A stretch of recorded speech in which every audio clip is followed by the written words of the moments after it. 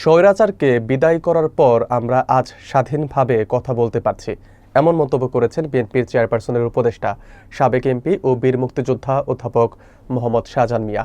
বিস্তারিত থাকছে সেতাউর রহমানের প্রতিবেদনে। বুধবার বিকেলে শিবগঞ্জ উপজেলা ও পৌর বিএনপির উদ্যোগে গণ অভ্যুত্থান দিবস উপলক্ষে আয়োজিত বিজয় র্যালি শেষে সংক্ষিপ্ত সমাবেশে তিনি কথা বলেন। র্যালিটি উপজেলা পরিষদ চত্বর থেকে শুরু হয়ে শিবগঞ্জের প্রধান সড়ক প্রদক্ষিণ করে মহিলা ডিগ্রি কলেজের সামনে এসে শেষ হয়। শাহজাহান মিয়া আরও বলেন, আপনারা এখন থেকেই নিজ নিজ এলাকায় গিয়ে নির্বাচনের প্রস্তুতি নিন। সমাবেশে আরও বক্তব্য রাখেন উপজেলা বিএনপির আহ্বায়ক মোহাম্মদ আশরাফুল হক, সদস্য সচিব মোহাম্মদ তৌসিকুল আলম, পৌর বিএনপির আহ্বায়ক মোহাম্মদ শফিকুল ইসলাম, সদস্য সচিব মোহাম্মদ আলমগীর কবির জুয়েল, যুবদল নেতা আলী আহমেদ বাবু ও স্বেচ্ছাসেবক দল নেতা আবদুল্লাহ আল ফারুক কুইক প্রমুখ। সমাবেশ শেষে 1971 সালের শহীদ ও জুলাই গণ অভ্যুত্থানে নিহতদের স্মরণে দোয়া মাহফিল অনুষ্ঠিত হয়।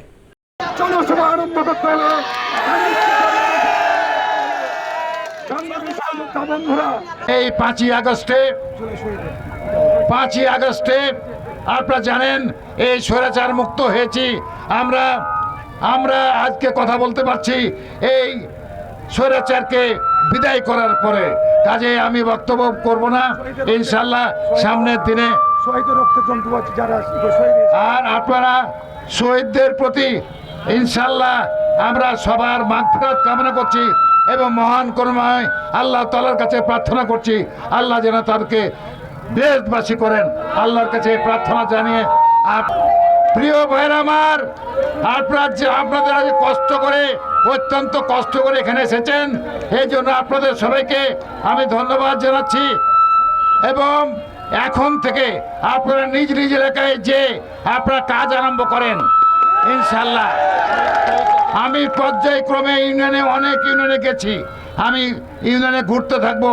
দয়া করে আপনারা সবাই যে দলের কাজ, বিএনপির কাজ, নির্বাচনের কাজ আপনারা আরম্ভ করে দিবেন এখন থেকে।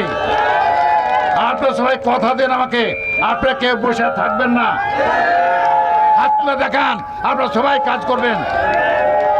আচ্ছা, আলহামদুলিল্লাহ আপনারা সবাই কাজ করবেন ভাই। আপনারা অত্যন্ত কষ্ট করেছেন, এই জন্য আপনাদের সবাইকে আমি আন্তরিকভাবে ধন্যবাদ জানাচ্ছি।